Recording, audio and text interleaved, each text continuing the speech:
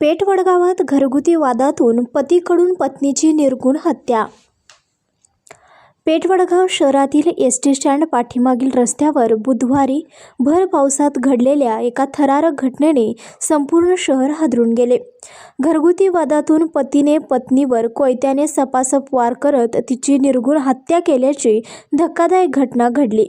अमृता संदीप कांबळे असे मृत महिलेचे नाव असून रक्ताच्या थारोळ्यात कोसळलेल्या अमृता यांचा जागीच मृत्यू झाला.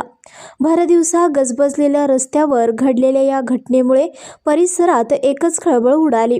घटनेची माहिती मिळताच नागरिकांनी घटनास्थळी मोठी गर्दी केली असून काही काळ परिसरात तणावाचे वातावरण निर्माण झाले होते. घटनेचे गांभीर्य लक्षात घेऊन पोलीस निरीक्षक गोरख चौधरी यांच्या मार्गदर्शनाखाली पोलिसांचे पथक तातडीने घटनास्थळी दाखल झाले.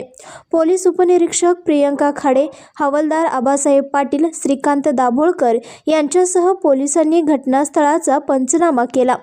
फॉरेन्सिक पथकाने रक्ताचे नमुने व इतर महत्त्वाचे पुरावे संकलित केले असून मृतदेह शवविच्छेदनासाठी शासकीय रुग्णालयात पाठवण्यात आला आहे. प्राथमिक माहितीनुसार घरगुती वादातून ही हत्या झाल्याचा संशय व्यक्त करण्यात येत आहे. फरार झालेल्या आरोपी पतीच्या अटकेसाठी पोलिसांची विशेष पथके रवाना करण्यात आली असून पुढील तपास सुरू आहे. संघर्ष या न्यूज चॅनलला लाईक करा, शेअर करा आणि सबस्क्राईब करा.